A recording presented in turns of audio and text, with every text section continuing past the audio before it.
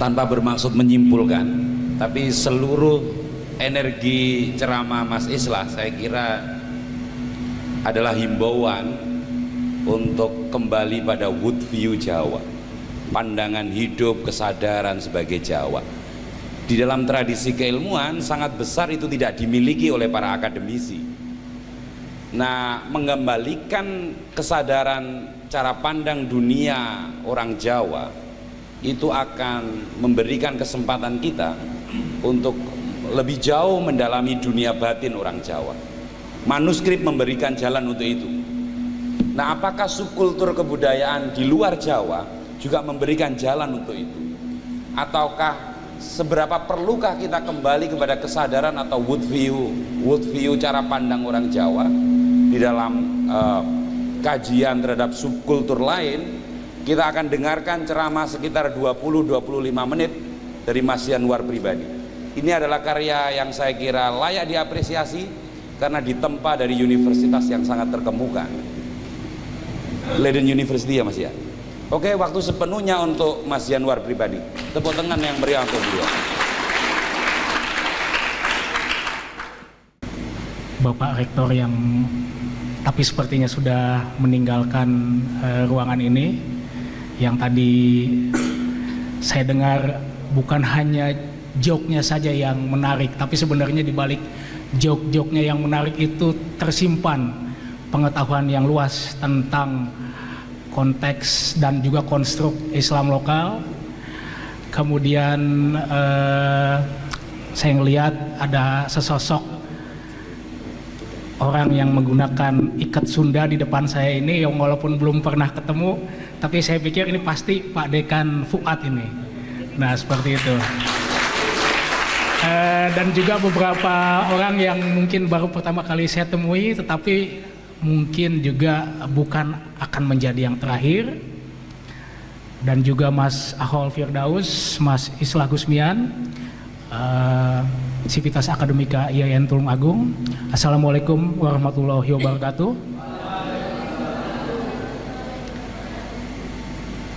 Saya merasa tersanjung dan juga sedikit tersindir karena ini adalah ceramah tentang Islam Jawa.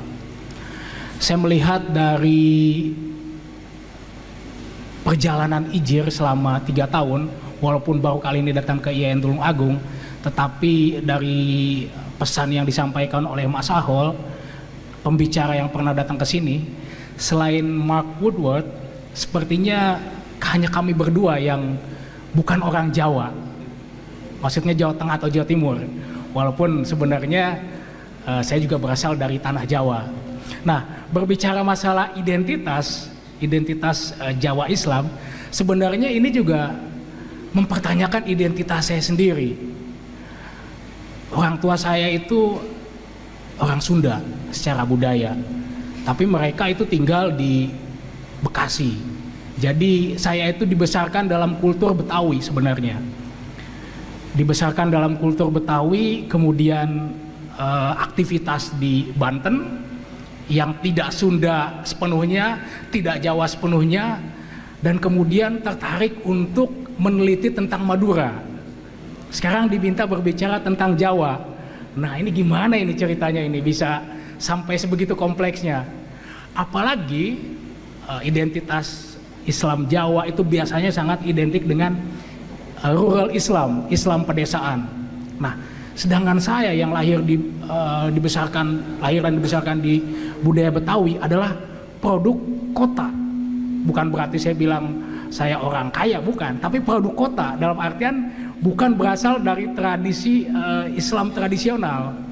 Jadi sebenarnya saya ini berasal dari tradisi di lingkungan yang melahirkan orang-orang yang ikut serta di dalam aksi-aksi bela Islam. Nah, seperti itu. Itu lingkungan saya sebenarnya. Nah, seperti itu.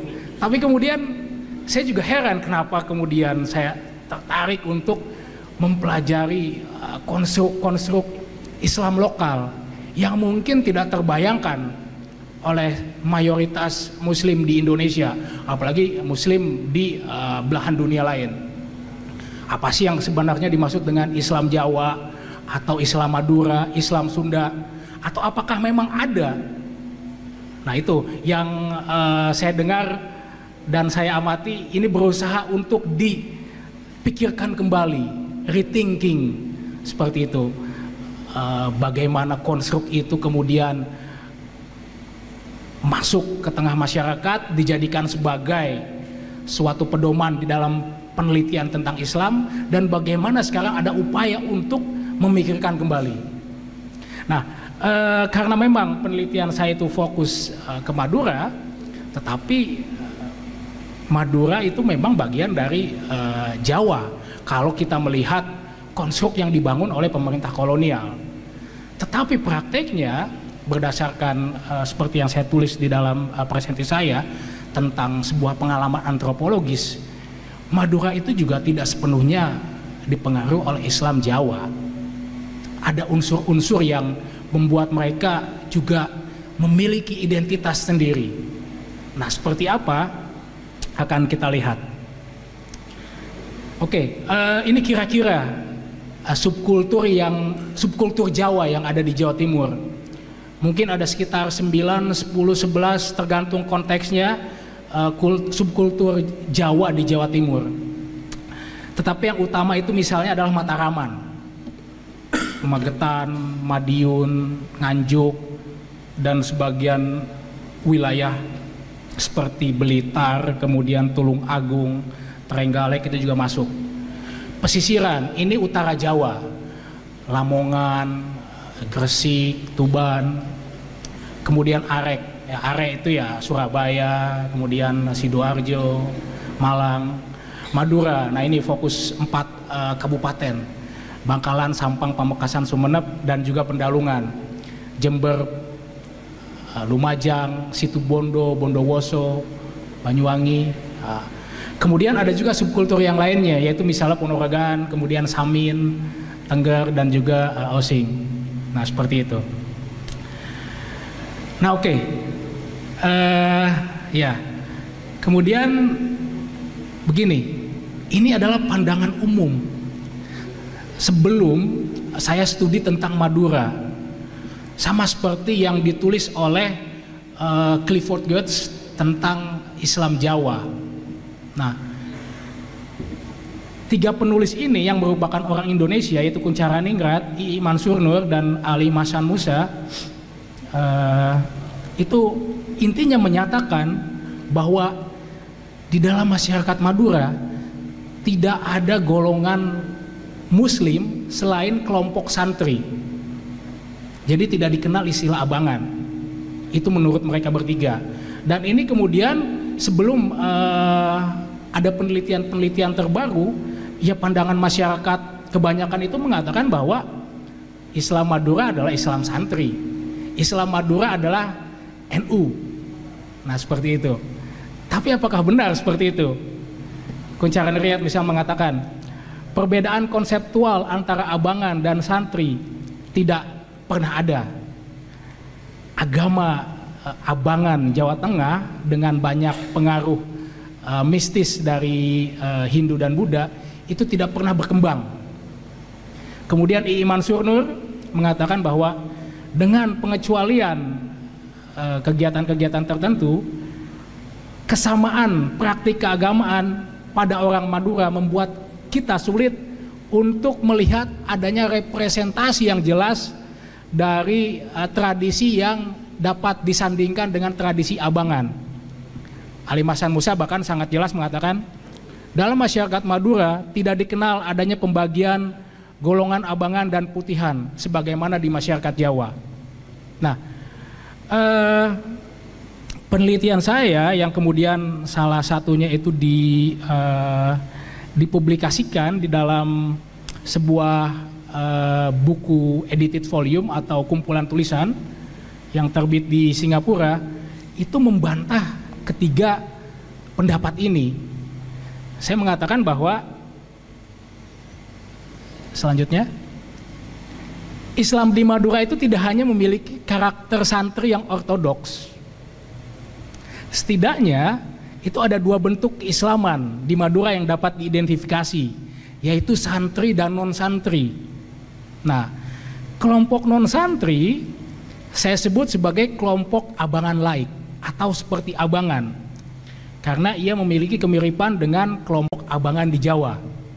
Ada kemiripan, terutama dalam hal praktik-praktik keagamaan yang dipengaruhi oleh unsur-unsur magic dan mistis.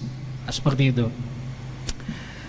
Islam santri berdasarkan pandangan Islam santri itu dibuat berdasarkan pandangan global tentang Islam Sunni.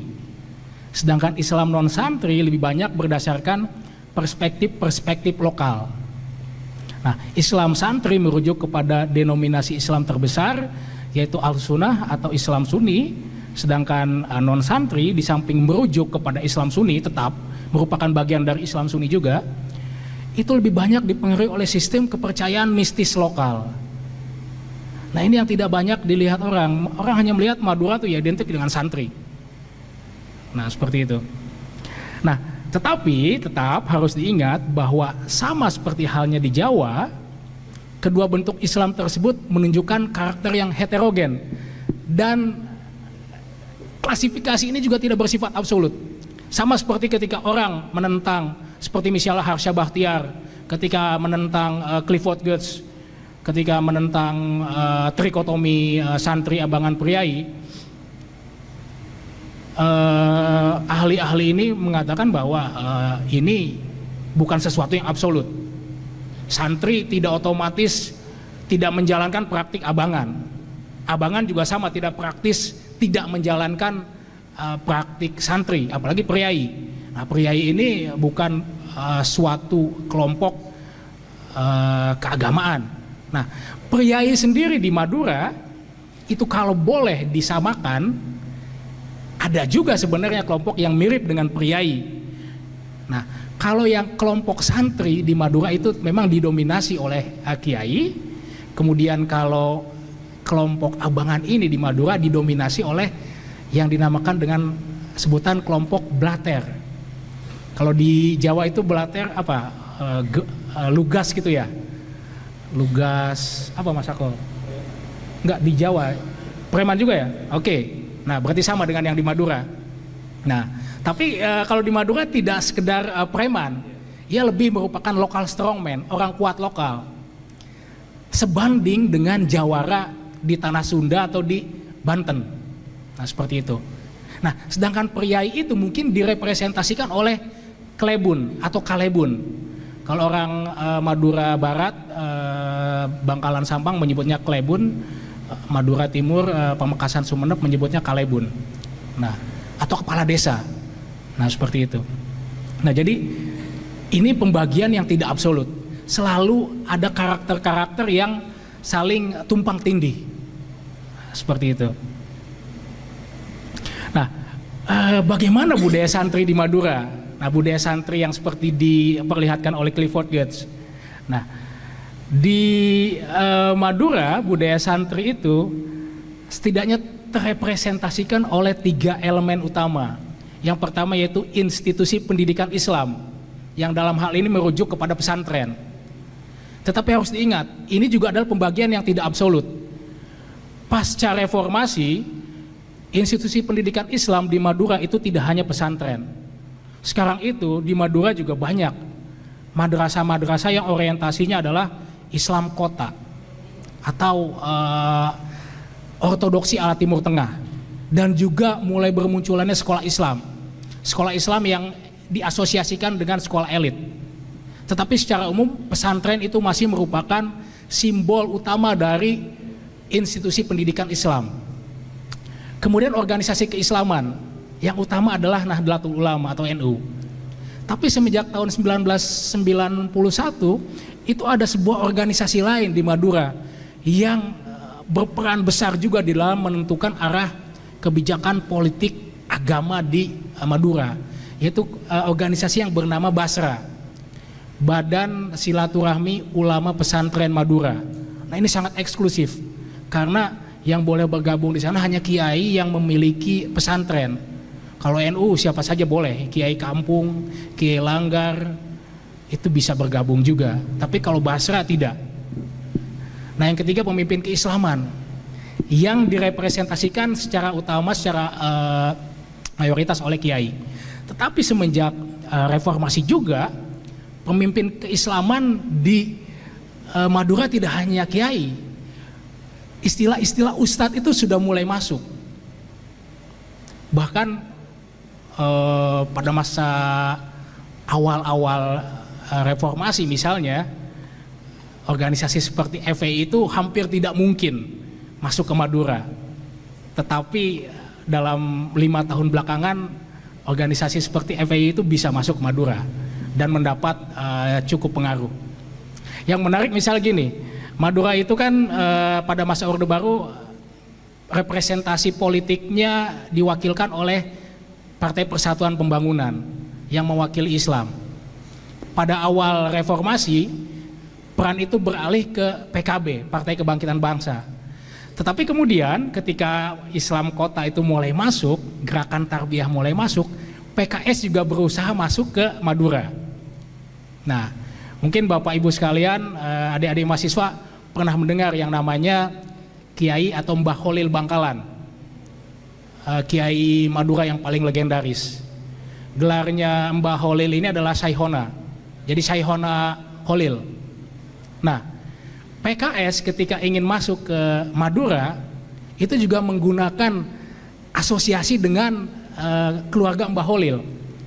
Jadi ketika mereka masuk ke masyarakat, PKS itu tidak lagi diartikan sebagai Partai Keadilan Sejahtera, melainkan PKS itu adalah Partai Keluarga Saihona. Nah, ini untuk bisa masuk ke Madura harus menggunakan simbol-simbol seperti itu. Karena mau nggak mau, suka nggak suka, Mbah Kholil itu tetap dianggap sebagai gurunya para guru, kiainya para kiai, kiai yang melahirkan kiai. Kiai Hasyim Asy'ari, Kiai Wahab Hasbullah itu kan semua pernah belajar ke Mbah Kholil. Dan ketika di Mekah, Mbah Kholil ini sezaman dengan Syekh Nawawi misalnya, dengan Mahfud Tarmisi, kemudian dengan Abdul Karim Tanara, sempat bareng juga dengan atau malah lebih awal dibandingkan Ahmad Khotib Minangkabau. Nah, seperti itu.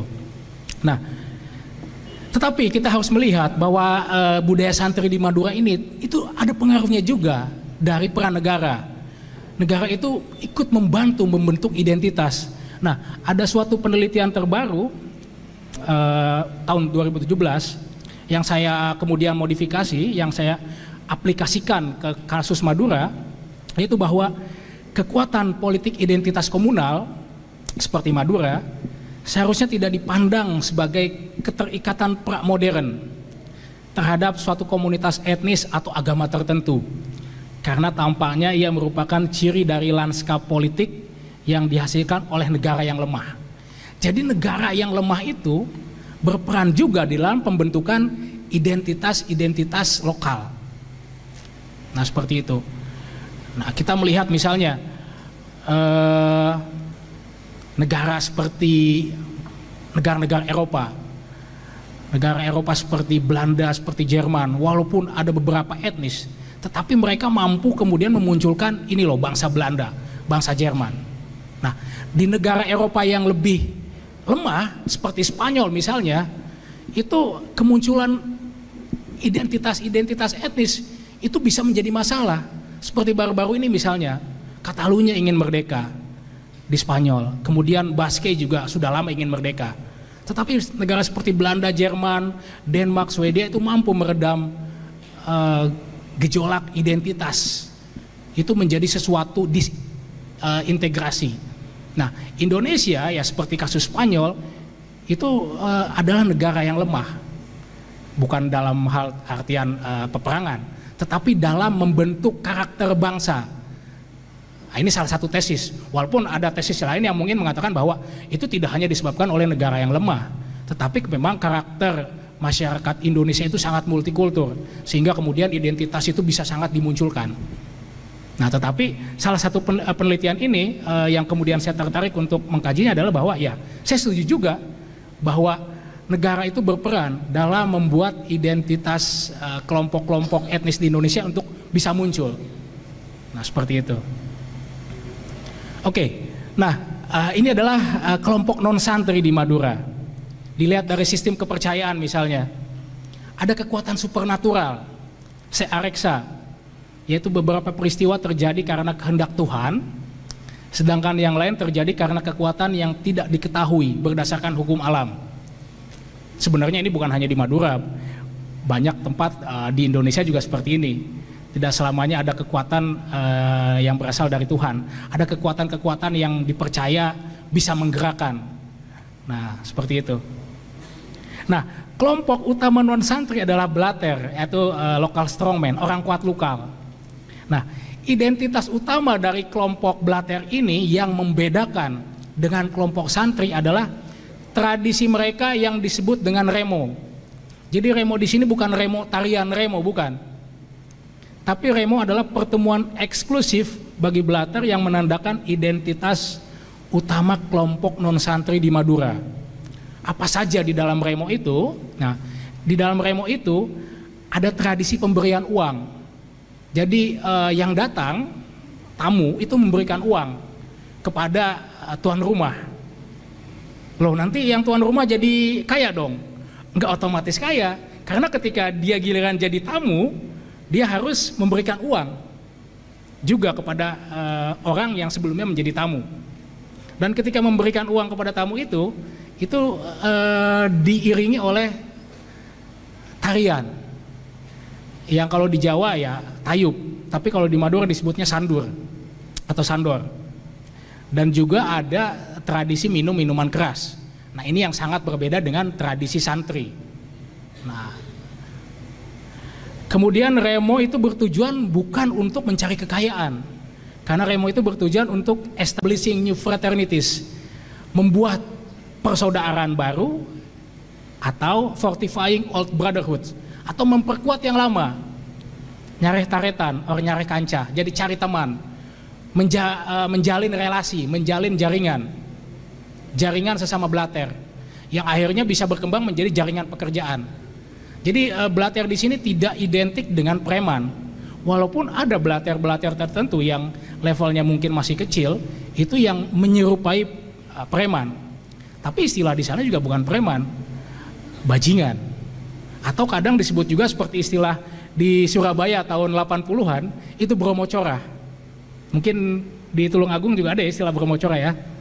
Nah, seperti itu. Nah, yang membuat heterogen adalah bahwa tidak selamanya unsur santri dan non santri itu saling eksklusif, karena ternyata ada yang ketiga, yaitu perpaduan tradisi santri dan non santri. Nah, misalnya ada ritual keselamatan. Kalau di Jawa misalnya ada bersih desa. Nah, kalau di Madura itu ada yang namanya rokat. Ada rokat desa, rokat bandaran, rokat tase, yang tujuan sama, yaitu untuk meminta perlindungan dari arwah leluhur, menghindari malapetaka, dan juga mendapatkan rezeki. Kemudian ya juga ada tradisi selamatan yang seperti halnya di Jawa, itu digelar biasanya adalah dalam rangka upacara ritus perjalanan, rite of passage ceremonies, seperti misalnya kelahiran, kematian, pernikahan, dan untuk memberkati peristiwa atau momen-momen tertentu, misalnya membangun rumah, atau bagi nelayan membangun perahu. Nah, seperti itu. Nah, kemudian pertanyaan-pertanyaan penting itu muncul ketika saya menjelaskan tentang Islam di Madura. Misalnya yang pertama, bagaimana signifikansi identitas keagamaan di Madura bagi para pendukungnya? Apa sih signifikansinya bagi mereka itu menonjolkan identitas? Apa pentingnya? Misalnya dibandingkan dengan kultur Jawa yang lebih dianggap besar, yang lebih dianggap beradab, yang lebih dianggap berwibawa. Karena memang orang Madura itu sejak zaman kolonial itu sering dipersepsikan atau bahkan distereotipkan negatif, terutama oleh orang Jawa dan oleh orang-orang Eropa. Misalnya, ya orang Madura itu dipersepsikan temperamen, kemudian egois, kemudian gak mau bergaul. Nah, seperti itu.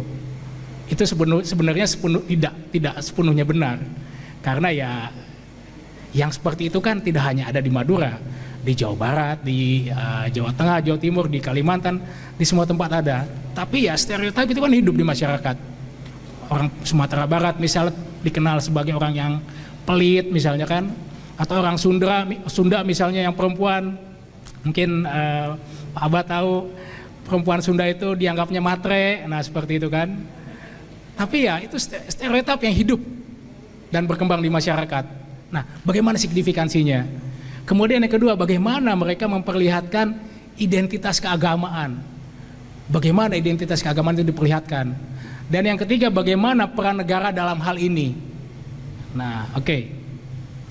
Nah, ini sedikit beberapa review tentang bagaimana Islam dan politik identitas. Kita lihat dalam konteks global yang lebih luas, identitas keagamaan itu tidak pernah terlepas dari politik. Karena menurut Michael Vatikiotis, agama itu bertindak sebagai salah satu determinan identitas politik, kemudian fokus loyalitas dan sumber otoritas di dunia muslim. Nah, jadi makanya identitas keagamaan dalam hal ini Islam itu tidak pernah ragu-ragu bagi masyarakat mendukungnya untuk diperlihatkan.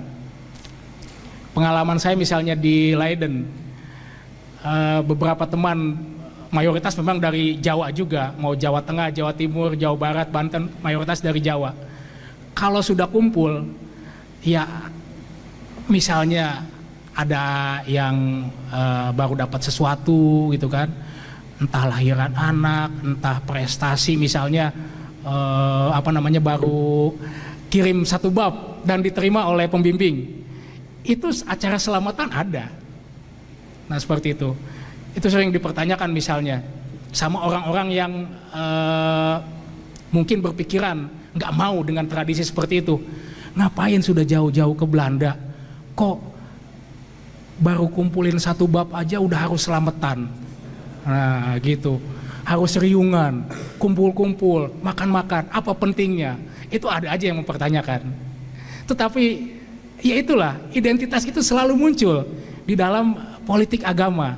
Ya karena seperti Michael Vatikiotis bilang, itu adalah salah satu determinan penting dalam identitas politik. Nah seperti itu, jadi ada kaitannya dengan politik. Nah seperti itu.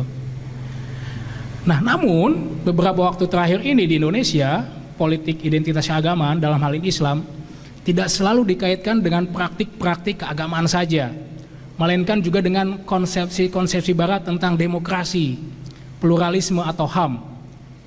Karena menurut Robert Hefner, ada banyak usaha di dunia Muslim untuk memberikan identitas politik umat Muslim itu sebagai politik yang sivik, yang pluralis dan demokratis.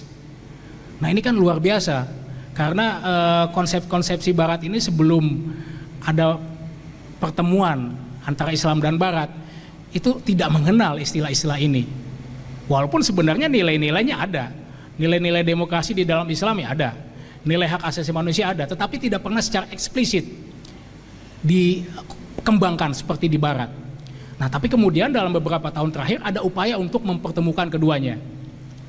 Nah menurut Salwa Ismail terlihat jelas bahwa wacana, kemudian narasi dan juga tradisi keislaman seringkali dimobilisasi dalam beragam kontestasi dan pertarungan politik, baik yang melibatkan institusi politik formal maupun kekuatan sosial yang lebih luas. Nah seperti itu. Nah ini agak panjang ya, pertanyaan tentang bagaimana signifikasi identitas keagamaan di Madura bagi para pendukungnya. Nah, seperti yang tadi saya jelaskan di awal, identitas keislaman santri di Madura itu direpresentasi oleh kiai, NU dan pesantren. Walaupun sekarang berkembang, misalnya ada juga ustadz, ada juga madrasah, ada juga organisasi lain selain NU, misalnya Basra, Muhammadiyah. Tetapi kiai, NU dan pesantren itu selain memiliki karakter tradisional santri seperti pembelajaran kitab kuning dan juga kepatuhan yang tinggi kepada ulama, juga memiliki karakter yang lebih ortodoks dalam isu-isu syariah. Nah ini contohnya, ini yang saya temukan di lapangan. Satu misalnya, sejumlah ulama yang tergabung dalam MUI, kemudian Muhammadiyah dan NU itu menolak wacana dalam rancangan undang-undang hukum terapan pengadilan agama bidang perkawinan yang rencananya akan menghukum orang yang melakukan nikah siri. Nah, karena ya sebagian besar ulama berpendapat nikah siri itu sah sesuai agama, walaupun tidak sah menurut konsep negara, tetapi ya menurut agama sah. Nah, jadi dalam hal isu-isu syariah, mereka ini bisa menjadi lebih ortodoks. Kemudian kedua misalnya, ulama Bangkalan dari NU dan Basra itu mendukung penuh rencana peraturan daerah dalam hal kewajiban mengenakan jilbab bagi pegawai pemerintah dan siswi sekolah yang berusia di atas 9 tahun. Nah, ada beberapa kiai kampung yang saya temui, saya tanyakan misalnya masalah ini, itu ketawa-tawa. Loh gimana mas, di kampung-kampung di Madura, ya ibu-ibu itu jangankan pakai jilbab, lah orang kalau mandi aja kan, mohon maaf, hanya pakai kutang, jalan gitu kan, dan itu dianggap tidak masalah, tidak lantas kemudian dianggap yang seperti itu tidak islami. Loh sekarang kenapa ada upaya-upaya untuk membuat jilbab itu jadi sesuatu yang diwajibkan? Apa enggak ada kerjaan yang lain? Apa enggak lebih bagus misalnya membuat salawat itu jadi sesuatu ritual yang wajib dilakukan misalnya di sekolah? Ini pakai jilbab tapi lupa pada salawat. Nah itu komentar-komentar kiai kampung seperti itu. Nah jadi menarik kita melihat bagaimana signifikansi identitas keagamaan itu berbeda antara satu kelompok dengan kelompok yang lainnya, walaupun berasal dari tradisi yang sama, tradisi santri di Madura. Jadi makanya seperti yang saya bilang di awal, tidak pernah heterogen. Sama seperti yang tadi Mas Isla bilang, ya di Jawa juga tidak pernah heterogen. Atau Pak Rektor tadi bilang, ya tadi istilah apa namanya, joke tentang kenek gitu kan. Itu ya, itulah faktanya. Nah seperti itu. Nah, namun dalam hal lain, kelompok santri dan non-santri itu tidaklah eksklusif. Justru mereka berbagi common interest dan menjaga nilai-nilai kemaduraan. Nah, nilai kemaduraan ini adalah nilai-nilai Islam sekaligus juga nilai-nilai budaya lokal. Jadi sama seperti di Jawa, nilai-nilai budaya lokal itu merupakan bagian integral dari nilai keislaman. Tidak selalu Islam itu adalah sesuai dengan ortodoksi ala Timur Tengah.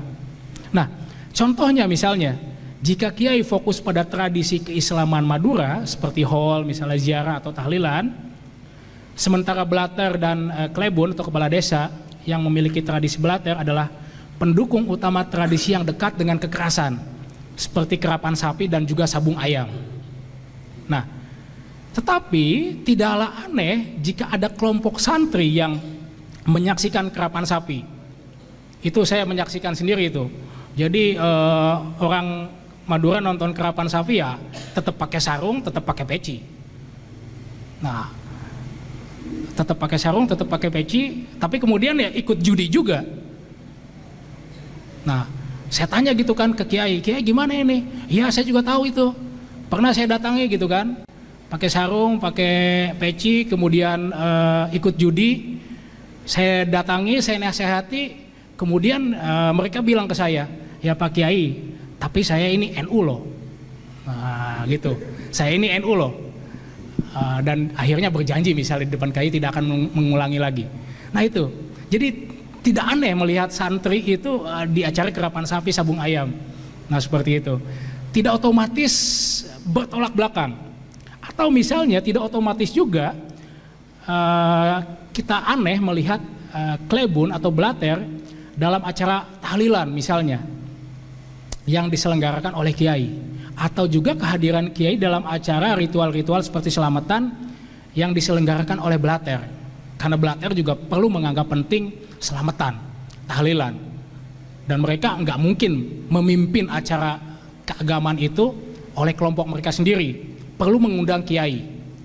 Nah, artinya kita harus ingat bahwa partisipasi mutual tersebut, jadi saling mendatangi acara yang seolah-olah bertolak belakang, itu seharusnya tidak dipahami sebagai tanda-tanda konversi atau ketertundukan atau submission satu sama lain. Tidak. Mungkin dulu tahun 50-an kalau di Jawa Timur kontestasi antara abangan dan santri itu begitu kuat sehingga memunculkan politik aliran. Jadi seolah-olah kalau acaranya santri ya abangan nggak datang, kalau acaranya abangan ya santri nggak datang. Nah di Madura itu nggak pernah terjadi seperti itu. Ada kerapan sapi ya santri datang, ya walaupun kiai nggak datang, tapi setidaknya masyarakat umum kelompok santri itu datang. Atau misalnya acara tahlilan, ya itu belater juga datang. Walaupun belater itu misalnya identik dengan remo, yang tadi saya bilang ada acara minuman kerasnya seperti itu. Nah, jadi walaupun ada partisipasi satu sama lain, tetapi mereka tidak seharusnya dipahami sebagai tanda-tanda ketertundukan. Kenapa? Karena hal ini adalah praktik standar di Madura. Ini adalah sesuatu yang sangat standar, khas Madura. Orang Madura selalu menyadari bahwa mereka memiliki kepercayaan spiritual sendiri yang mungkin terancam oleh kepercayaan yang lain. Santri merasa terancam oleh non-santri, atau non-santri juga sebaliknya. Tetapi biasanya mereka tetap memegang teguh kepercayaan tersebut dan tetap saling menjaga identitas masing-masing tanpa kemudian berupaya untuk saling menjatuhkan. Tidak seintens, tidak sekeras kontestasi antara abangan dan santri tahun 50-an di Jawa. Nah ini salah satu faktor pembeda politik aliran di Jawa dan di Madura. Nah, seperti itu. Nah kemudian pertanyaan kedua yang tadi yang saya ajukan, bagaimana mereka memperlihatkan identitas keagamaan mereka? Baik kelompok santri maupun non-santri terbiasa dengan tradisi Islam yang sinkretis, seperti tahlilan, haul ziarah, dan juga kegemaran pada magi, ilmu kekebalan dan bela diri. Nah ini juga sebenarnya nggak unik Madura, di Banten juga sama seperti itu. Banyak di Banten itu sebutan istilah untuk kiai hikmah. Jadi kiai yang memberi jimat, kiai yang memberi, nah orang Sunda pasti tahu, ngasih asihan. Nah seperti itu. Itu banyak, dan itu tidak dianggap sebagai sesuatu yang menyimpang. Itu adalah praktis standar juga. Nah selain itu ada juga tradisi lain yang dekat dengan kekerasan, yaitu kerapan sapi, sabung ayam, dan carok. Tetapi memang pasca Orde Baru ini mulai ada perubahan. Nah tradisi-tradisi yang sangat standar Madura tersebut itu mulai berupaya didekonstruksi, dianggap bukan bagian dari tradisi Islam. Nah apalagi misalnya tradisi yang dekat dengan kekerasan, kerapan sapi, sabung ayam itu jelas-jelas dianggap haram sekarang ini. Dan di Banten juga sama. Baru-baru ini misalnya debus itu kan sudah ratusan tahun, tapi MUI Banten belum lama ini mengeluarkan fatwa haram debus karena menggunakan mantra-mantra yang bukan berasal dari tradisi Islam. Nah seperti itu. Jadi dianggap melenceng dari kegiatan debus itu sendiri yang merupakan bagian dari kegiatan tarekat. Nah seperti itu. Jadi memang ada perubahan besar. Nah bagaimana peran negara? Di Madura, politik itu mendorong masyarakat untuk terlibat dalam aliansi dan kompetisi mengenai interpretasi Islam dan simbol budaya, dan juga kontrol terhadap negara dan institusi publik. Hubungan antara Islam dan politik menjadi sangat rumit ketika ia bertransformasi menjadi simbol publik, wacana, dan juga praktik. Nah, pasca Orde Baru 1998 ke sini, ada usaha-usaha dari kelompok-kelompok muslim tertentu seperti HTI dan juga kelompok-kelompok yang terinspirasi oleh gaya Salafi Timur Tengah untuk mengidealkan negara mayoritas muslim sesuai dengan mitos negara Islam yang berdasarkan anasir-anasir keislaman, diperintah oleh Tuhan melalui jalur politik. Muncul ide-ide tentang khilafah. Nah, di Indonesia contohnya adalah berupa islamisasi politik yang diekspresikan melalui penerapan hukum Islam dalam konteks demokratisasi kemudian juga kemunculan Islamisme atau politik Islam, dan pertumbuhan fundamentalisme Islam politik yang mengklaim penciptaan masyarakat Islam yang sesungguhnya. Nah, ini permintaan dari Mas Akmal dari IJIR. Apa sih Islam Jawa di Madura? Identitas keislaman Jawa di Madura. Nah, seperti Asia Tenggara atau Indonesia yang sering dianggap periferal atau pinggiran dalam konteks keislaman dibandingkan dengan Timur Tengah, Islam di Madura juga sering dianggap Islam pinggiran atau kepanjangan tangan dari Islam di Jawa. Nah, dalam laporan-laporan kolonial, misalnya selalu disebutkan ketika pemerintah kolonial Belanda akan membuat kebijakan, itu selalu disebutkan titik-titik-titik Jawa dan Madura. Titik-titik-titik Jawa dan Madura. Pengentasan kemiskinan di Jawa dan Madura. Sosialisasi intensifikasi pertanian di Jawa dan Madura. Nah, seperti itu. Jadi selalu dianggap kepanjangan tangan dari Jawa. Walaupun dianggap kepanjangan tangan, tetapi ya Madura itu dinegasikan, diabaikan dalam pembangunan ekonomi dan juga dalam politik. Nah, pesantren di Madura itu mirip dengan pesantren di Jawa yang mengajarkan kitab kuning sebagai sumber pengetahuan keislaman. Seperti juga di Jawa, kebanyakan Nahdliyin itu menganggap NU sebagai organisasi keagamaan, bukan sebagai organisasi politik. Posisi kiai dan keluarga kiai di Madura juga sama dengan posisi mereka di Jawa, yang dianggap sebagai pemegang otoritas keagamaan utama. Perbedaan terbesar identitas keislaman Madura dibandingkan dengan Jawa, ini dalam catatan saya setidaknya ada 5. Yang pertama, adanya tradisi yang dekat dengan kekerasan, seperti kerapan sapi dan sabung ayam, dan adanya keberadaan kelompok blater. Di Tapal Kuda, di Pendalungan itu pernah ada tradisi aduan sapi. Kalau di Madura kerapan sapi, balapan sapi, kalau di Pendalungan itu aduan sapi. Seperti di Garut adu domba misalnya. Nah, ini aduan sapi. Tapi tradisi itu sekarang sudah tidak ada. Kedua, lebih kecilnya pengaruh Hindu-Buddha di Madura, walaupun perspektif keagamaan lokal tetap kuat. Ya, Madura juga pernah menjadi bagian dari kepanjangan tangan Majapahit. Tetapi pengaruhnya tidak sebesar di Jawa. Ketiga, pasca Orde Baru, ortodoksi keislaman dalam isu-isu syariah semakin menguat. Jadi ulama Madura sekarang tidak selalu bisa diidentikan dengan unsur tradisional. Ada ortodoksi dalam isu-isu syariah. Kemudian yang keempat, adanya saling partisipasi satu sama lain dalam kegiatan-kegiatan yang diasosiasikan dengan kelompok santri maupun non-santri. Santri datang ke acara non-santri sebaliknya. Jadi tidak seperti di Jawa tahun 50-an yang kontestasinya demikian kuat, di Madura hingga sekarang itu sangat cair dalam hal praktik keagamaan. Tapi harus diingat, ini dalam hal praktik keagamaan, bukan dalam hal pemikiran keagamaan. Praktik keagamaannya itu sangat cair. Yang kelima, adanya hubungan pragmatis dan saling menguntungkan antara kelompok santri dan non-santri.